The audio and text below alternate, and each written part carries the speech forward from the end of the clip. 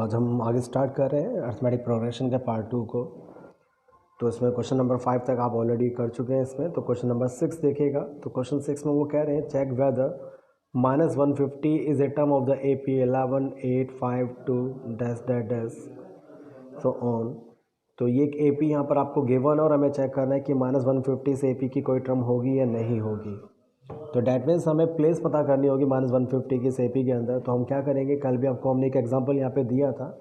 जब भी अगर आपको किसी वैल्यू की प्लेस पता करनी हो गिवन AP में, तो हम करते क्या, उस वैल्यू को AN के इक्वल ऐड कर लेते हैं। डैट्स हमने यहाँ पर AN को -150 ऐड किया। AP में आप देख सकते हैं A इसमें 11 गिवन है, ठीक है। तो A इसमें 11 आ जाएगा। कॉमन डिफरेंस आप सेकंड टर्म और फर्स्ट टर्म से निकाल सकते हैं, वो -3 आ जाएगा। और N आपको इसमें फाइंड आउट करना है क्योंकि आपको प्लेस या पोजिशन पता करनी है। तो हम एन टर्म के फॉर्मूले में AN equal to A plus N minus 1 into D में हम AN की A की और D की वैल्यू को पुट करते हैं। पहले 11 को उधर ले जाएंगे LHS में, वो प्लस में था, उधर जाके माइनस में आ जाएगा, माइनस के 161 -3 को फिर हम डिवाइड में ले जाएंगे तो N माइनस 1 इक्वल टू आ जाएगा 161/3। फिर -1 को उधर ले जाएंगे तो आ जाएगा 161/3 प्लस 1। तो सॉल्व करके N आ जाएगा ये 164/3 यानी कि 54 होल 2/3। अब क्योंकि यहाँ पर N की वैल्यू फ्रैक्शन में है और N की वैल्यू कभी फ्रैक्शन में नहीं हो सकती, क्योंकि N एक पोजीशन को इंडिकेट करता है, एक प्लेस का इंडिकेट करता है। किसी की भी पोजीशन या प्लेस जो है वो फ्रैक्शन में नहीं हो सकती है, तो ये नॉट पॉसिबल है। डैट्स वाई -150 से AP की कोई टर्म नहीं होगी। अगर कभी भी कोई पोजीशन, अगर आपके कोई ऐसी वैल्यू आती है जो पॉसिबल नहीं हो सकती है, कहने का मतलब अगर वो नेगेटिव आ जाती है या फ्रैक्शन में आ जाती है, तो समझ लीजिएगा वो N की वैल्यू पॉसिबल नहीं होगी। इट मीन जो वो वैल्यू है वो AP की कोई टर्म नहीं होगी। तो इसी वजह से -150 भी AP की कोई टर्म नहीं है। आगे बढ़ते हैं, क्वेश्चन 7 को देखते हैं। तो क्वेश्चन 7 में कह रहे हैं find 31st term of the AP whose 11th term is 38 and 16th term is 73। ठीक है, तो हमें 11 टर्म गिवन है इसमें 38, यानी A11 हम इसको लिख सकते हैं। A11 डेट में 11 टर्म को वो मेंशन कर रहे हैं यहाँ पर। तो A11 इसमें गिवन है 38, तो A11 को हम लिख सकते हैं A प्लस 10D, क्योंकि आपको बताया गया था कि जब भी हम AP की किसी टर्म की बात करते हैं तो D का कोफिशिएंट एक कम लिया जाता है और A तो प्लस में होता ही है। तो इस वजह से हम A11 को लिख सकते हैं A plus 10D equal to 38। ठीक है, ये हमारी फर्स्ट इक्वेशन बनकर आ गई। इसी तरीके से गिवन है 16th टर्म 73 के इक्वल है, तो इसको भी हम लिख सकते हैं। 16th टर्म है तो D का कोफिशिएंट एक कम लिया जाएगा, तो ये बन जाएगा A प्लस 15D, जो कि किसके इक्वल है, 73 के। ये हमारी दूसरी इक्वेशन बनकर आएगी। अब इन दोनों इक्वेशन को आप सॉल्व कर सकते हैं आसानी से। सब्ट्रैक्ट कर देते हैं दोनों को। तो सब्ट्रैक्शन करने पर आपको तो 10D माइनस 15D, ये तो कैंसिल हो गया।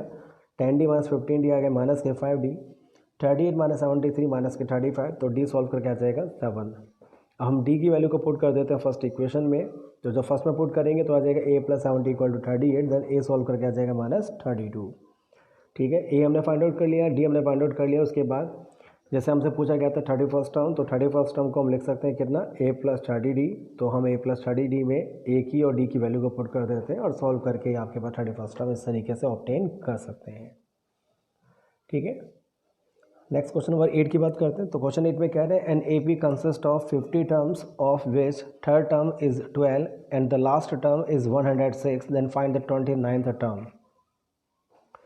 तो ये बोला गया है कि जो AP है उसमें 50 टर्म्स हैं, जिसके थर्ड टर्म 12 है, लास्ट टर्म 106 है, तो 29 टर्म क्या होगी। तो 50 टर्म्स है, डेट मीन्स N हो गया 50, थर्ड टर्म 12 है यानी A3 इक्वल टू 12, जिसको हम लिख सकते हैं A plus 2D equal to 12। एक इक्वेशन में ये मिलकर आ गए यहाँ पर। लास्ट टर्म 106 है, तो लास्ट टर्म को हम ऐसे लिखते हैं और आपको पता है कि लास्ट टर्म का फॉर्मूला क्या होता है, A plus N minus 1 into D ही इसका फॉर्मूला होता है। तो इस फॉर्मूले में हम वैल्यू पुट कर देते हैं। A तो हमारे पास नहीं है, लेकिन N जरूर 50 गिवन है। D में हमारे पास नहीं है, तो सिर्फ N की वैल्यू को पुट कर देते हैं, तो दूसरी इक्वेशन बनकर आ जाएगी ये A plus 49D equal to 106। अब दोनों इक्वेशन ऑब्टेन करने के बाद हम दोनों को सॉल्व करेंगे, जैसे अभी ऊपर वाले हमने सॉल्यूशन में किया था। सॉल्व करके आपको A की और D की वैल्यू मिल जाएगी और फिर आप 29 टर्म को भी ऊपर वाले क्वेश्चन के जैसे सॉल्व कर सकते हैं, यानी कि ये क्वेश्चन आप अपने आप कर सकते हैं बाकी। क्वेश्चन 9 को देखिएगा। इसमें कह रहे हैं if third term and the 9th terms of an AP are 4 and -8 respectively, then which term of this AP is 0। तो AP की जो थर्ड टर्म है वो 4 है, 9th टर्म -8 है, तो पता कीजिएगा AP की कौन सी टर्म 0 के इक्वल होगी। अब थर्ड टर्म 4 है, तो इक्वेशन क्या बन जाएगी, A plus 2D equal to 4, इसको हम फर्स्ट इक्वेशन कहेंगे।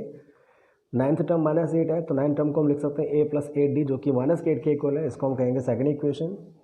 ठीक है, ये 2 इक्वेशन बनकर आएंगी जैसे ऊपर वाले दोनों सॉल्यूशन में बनकर आई थी, उनको सॉल्व करेंगे, ए और डी की वैल्यू को ऑब्टेन करेंगे। फिर कह रहे हैं ए पी की कौन सी टर्म 0 के इक्वल होगी। डैट मीन्स यहाँ पे आपको कौन सी टर्म की बात करें, डैट मीन्स वो प्लेस पूछ रहे हैं, एन पूछ रहे हैं, तो एन आपको फाइंड आउट करना होगा। किसकी प्लेस पता करनी है हमें, 0 की, तो हम ए एन को यहाँ पर 0 एज्यूम कर लेंगे। ठीक है, उसके बाद हम जब ए और डी को सॉल्व कर लेंगे तो ए एन को 0 लेके हम एन को सॉल्व करेंगे और जो एन की वैल्यू निकल कर आएगी उससे पता चल जाएगा कि 0 इस ए पी की कौन सी टर्म होगी। आगे देखिएगा question number 10। The 17th term of an A P exceeds its 10th term by 7, then find the common difference. तो कह रहे हैं कि ए पी की जो 17th टर्म है वो इसके 10th टर्म से 7 एक्सीड है, तो उसका कॉमन डिफरेंस क्या होगा। तो सिंपल सा क्वेश्चन है ये, 17th टर्म यानी A17, 10th टर्म यानी A10 से 7 एक्सीड है +7, तो उसको क्या लिखेंगे हम, A17 equal to A10 +7। A17 को हम लिख सकते हैं A+16D, A10 को लिख सकते हैं A+9D। सॉल्व करेंगे इसमें, तो क्योंकि दोनों में A प्रेजेंट है तो LHS RHS में वो कैंसिल आउट हो जाएगा, D की टर्म्स को एक तरफ ले जाएंगे तो D सॉल्व करके आ जाएगा 1। तो बहुत ही सिंपल सा क्वेश्चन था, आई थिंक इसमें कोई आपको दिक्कत नहीं होगी। क्वेश्चन 11 देखिएगा, काफ़ी अच्छा क्वेश्चन है, इंपॉर्टेंट भी है ये। Which term of the AP 3, 15, 27, 39 will be 132 more than its 54th term। तो ये जो AP गिवन है हमें पता करना है कि इस AP की कौन सी टर्म 54th टर्म से 132 मोर देन होगी। तो क्या करेंगे, हम सपोज कर लेते हैं जो टर्म वो फाइंड आउट करने के लिए कह रहे हैं वो टर्म हमारी nth है, तो रिक्वायर्ड टर्म को हम nth लेट कर लेते हैं। अब जैसे क्वेश्चन में कंडीशन गिवन है कि जो nth टर्म है जिस टर्म की वो बात कर रहे हैं वो 54th टर्म से यानी A54 से 132 एक्सीड है यानी +132, तो उसको क्या लिख सकते हैं हम, an equal to A54 + 132। Value put कर देते हैं, an के प्लेस पे an के लिए फॉर्मूला A+n-1 × d, A54 के प्लेस पे उसका फॉर्मूला तो A+53D + 132। LHS RHS में दोनों में A कैंसिल आउट हो जाएगा। ठीक है, आपको बता दें क्वेश्चन में क्योंकि AP गिवन है तो D हमारे पास 12 है, D की वैल्यू पुट करेंगे हम LHS में भी RHS में भी। ठीक है, और D की वैल्यू को पुट करने के बाद अब N को सॉल्व करेंगे तो N आ जाएगा 65, यानी 65th टर्म जो होगी वही हमारी रिक्वायर्ड टर्म होगी और वो इस तरीके से हम फाइंड आउट कर सकते हैं। क्वेश्चन 12 देखिएगा, 2 APs have the same common difference, the difference between their 100 terms is 100, then what is the difference between their 1000 term। तो यहाँ पे बोला गया है कि दो जो APs हैं उनका कॉमन डिफरेंस सेम है और उनकी 100वीं टर्म के बीच में जो डिफरेंस है वो 100 है, तो आपको बताना होगा कि उनकी 1000वीं टर्म में डिफरेंस कितना होगा। तो सबसे पहले हम दोनों APs को कंसीडर कर लेते हैं।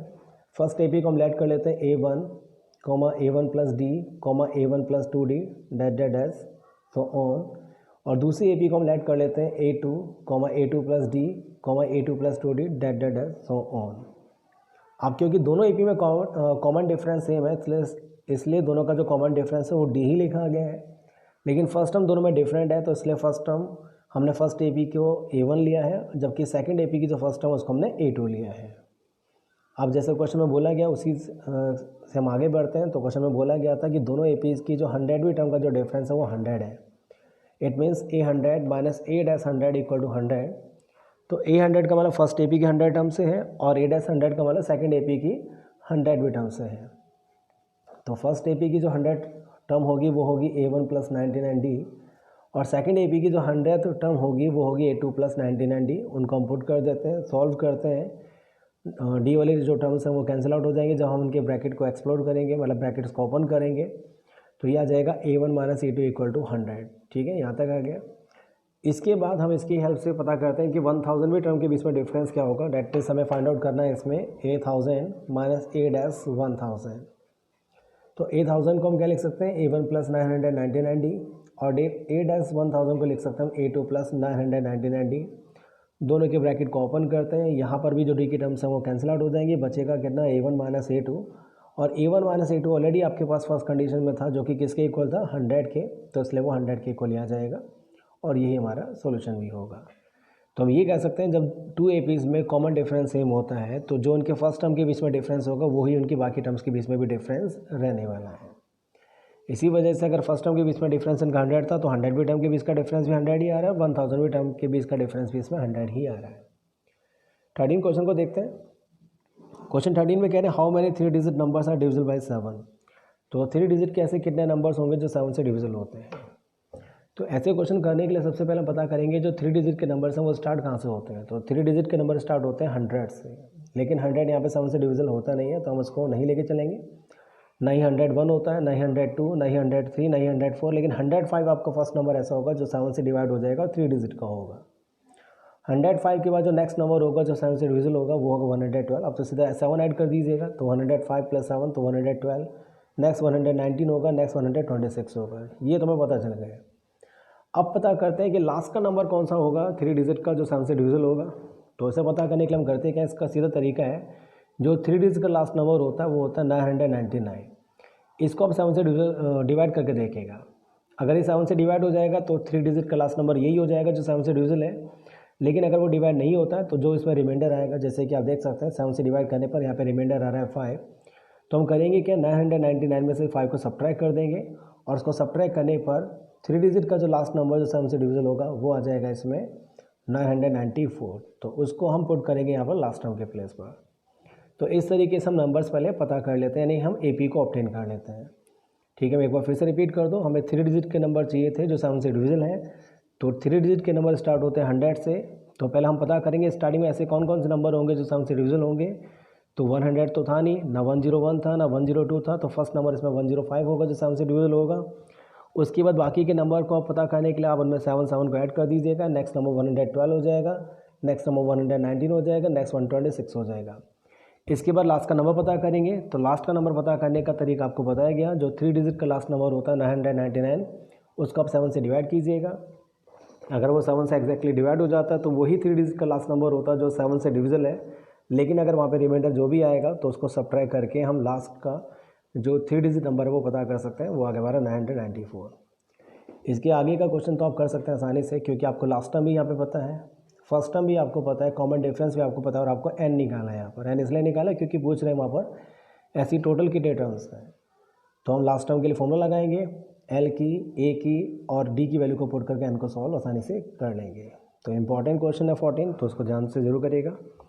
15 देखिएगा, वो कह रहे हैं for what value of n are the nth terms of the 2 APs 63, 65, 67 dash and 3, 10, 17 dash equal.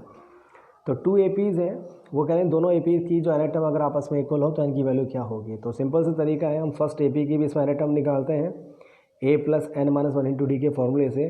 दूसरी AP की भी n टर्म निकालते हैं a + n-1 × d के फॉर्मूले से। दोनों में उनके फर्स्ट टर्म को और कॉमन डिफरेंस को पुट करते हैं। फर्स्ट AP का जो फर्स्ट टर्म है वो 63 है, कॉमन डिफरेंस 2 है, वो हमने पुट किया n टर्म के फॉर्मूले में। इसी तरीके सेकंड AP के भी n टर्म के फॉर्मूले में हम a के प्लेस पे 3 और d के प्लेस पे 7 को पुट कर देते हैं। ठीक है, तो दोनों में हमने n टर्म का फॉर्मूला लगाया, दोनों के n टर्म को निकाला। n टर्म के फॉर्मूले में हमने a और d की वैल्यू को पुट किया और उनको आपस में इक्वल रखा, जैसे कि आप यहाँ पर देख सकते हैं। अब इसको आगे आप कैलकुलेट करेंगे तो आप आसानी से n को ऑब्टेन कर लेंगे और यही आपका सोल्यूशन होगा। 16 देखिएगा, कह रहे हैं कि AP को ऑब्टेन कीजिएगा जिसकी थर्ड टर्म 16 है और सेवन्थ टर्म जो है फिफ्थ टर्म से 12 एक्सीड है। थर्ड टर्म 16 है तो एक इक्वेशन तो आपकी यही बन जाएगी। थर्ड टर्म को लिख सकते हैं a + 2d जो कि इक्वल है 16 के, तो फर्स्ट इक्वेशन हमारी ये बनकर आ गई। सेकंड कंडीशन बोला गया है कि जो सेवन्थ टर्म है AP की वो फिफ्थ टर्म से 12 एक्सीड है, यानी a7 = a5 + 12। तो a7 के प्लेस पे लिख सकते हैं a + 6d, a5 के प्लेस पे लिख सकते हैं a + 4d। वो हम पुट करेंगे, इसको सॉल्व करके आपको d की वैल्यू मिल जाएगी। d की वैल्यू को पुट कर देंगे फर्स्ट में, तो उससे आपको a का सोल्यूशन मिल जाएगा। और जब a और d दोनों आपके पास आ जाएंगे और आपको AP बनानी हो तो आपको बता दें AP को बनाने का तरीका होता है a + d, a + 2d। ये आपको हमने कल बताया था कि AP की टर्म्स होती हैं। इसमें हम a की और d की वैल्यू को पुट करके AP को ऑब्टेन कर सकते हैं। ठीक है, तो वो इस तरीके से होगा। 17 क्वेश्चन को आप कर सकते हैं, वो हमने कल उसके लिए कंडीशन आपको बताई थी। 18 देखिएगा, उसमें कह रहे हैं कि AP में जो फोर्थ टर्म और 8 टर्म का जो सम है वो 24 है, 6 टर्म और 10 टर्म का जो सम है वो 44 है। तो पता कीजिएगा AP के फर्स्ट 2 टर्म्स क्या होंगी। तो क्योंकि फोर्थ टर्म और 8 टर्म का सम 24 है तो a4 + a8 = 24। a4 के प्लेस पे आप a + 3d पुट करेंगे, a8 के प्लेस पे आप a + 7d पुट करेंगे, तो इसे सॉल्व करने पर आपकी फर्स्ट इक्वेशन बनकर आएगी। ऐसी सेकंड कंडीशन में a6 के प्लेस पे आप a + 5d पुट करेंगे, a10 के प्लेस पे a + 9d पुट करेंगे, सॉल्व करेंगे, दूसरी इक्वेशन बनकर आएगी। दोनों को सॉल्व करके a और d को फाइंड आउट कर लेना। जब a और d आ जाएंगे तो AP के फर्स्ट 3 टर्म्स आपको जैसे ऊपर वाले क्वेश्चन में हमने अभी बताया था वो होती हैं A plus D, A plus 2D। उसमें आप A और D की वैल्यू को पुट करके AP को बना सकते हैं। 19 क्वेश्चन में देखिएगा, Subbarao started work in 1995 at an annual salary of rupees 5,000 and received an increment of rupees 200 each year. In which year did his income reach 7,000? तो कह रहे हैं सुब्बा राव जो है 1995 में अपने वर्क को स्टार्ट करता है, उसको एनुअल सैलरी तब मिलती है 5,000 रुपीज़, उसके बाद उसको हर साल 200 रुपीज़ का इंक्रीमेंट मिलता है। तो पता कीजिएगा 7,000 रुपीज़ उसकी इनकम कौन से ईयर में जाके हो जाएगी। तो यहाँ पर आपको इनडायरेक्टली वे में ए गिवन है 5,000, क्योंकि फर्स्ट ईयर की सैलरी है इसकी, तो ए इसमें 5,000 गिवन है। इंक्रीमेंट का मतलब है लगातार उसकी मनी में क्या क्या ऐड होता जा रहा है इनकम में, डैट मीन्स वो कॉमन डिफरेंस होगा, वो इसमें गिवन है 200। अब फिर पूछ रहे हैं 7,000 की इनकम कौन से ईयर में होगी, कौन से ईयर का मतलब वो एन यहाँ पे पूछ रहे हैं, तो एन हमें फाइंड आउट करना है। और पूछ रहे हैं 7,000 कौन सी ईयर में उनकी सैलरी होगी, डैट मीन्स ए एन को हम लेके चलेंगे यहाँ 7,000, और फिर एन टर्म का फॉर्मूला लगा के इसको आसानी से सॉल्व कर सकते हैं। ऐसी क्वेश्चन नंबर 20 होगा कि Ramkali saved ₹5 in the first week of a year and then increased her weekly savings by ₹1.75। If in the nth week her weekly savings becomes ₹20.75, then find n। तो रामकली की जो फर्स्ट वीक में जो saving है वो 5 है, दैट मीन्स ए इसमें 5 given है। हर बार उनकी सेविंग जो है वीकली सेविंग को इंक्रीज़ करती जाती है 1.75 से, तो इसमें डी हो जाएगा 1.75। फिर वो कह रहे हैं कि अगर nth वीक की सेविंग उसके 20.75 हो, दैट मीन्स वो an गिवन है 20.75 और n को आपको फाइंड आउट करना है। तो यहाँ पर भी आप n टर्म का फॉर्मूला लगाएंगे, वैल्यू पुट करेंगे, सॉल्व करेंगे, तो n को आप ऑब्टेन कर लेंगे। ठीक है, तो इस तरीके से आप ये जो 5.2 एक्सरसाइज है उसके सारे क्वेश्चन जो है कंप्लीट कर सकते हैं। इनमें से किसी भी क्वेश्चन में अगर आपको कोई डाउट रह जाता है, कोई प्रॉब्लम रह जाती है, तो आप मुझे कभी भी मैसेज और कॉल कर सकते हैं और सॉल्यूशन पूछ सकते हैं। ठीक है, तो आज के लिए इतना ही काफ़ी है। Thank you.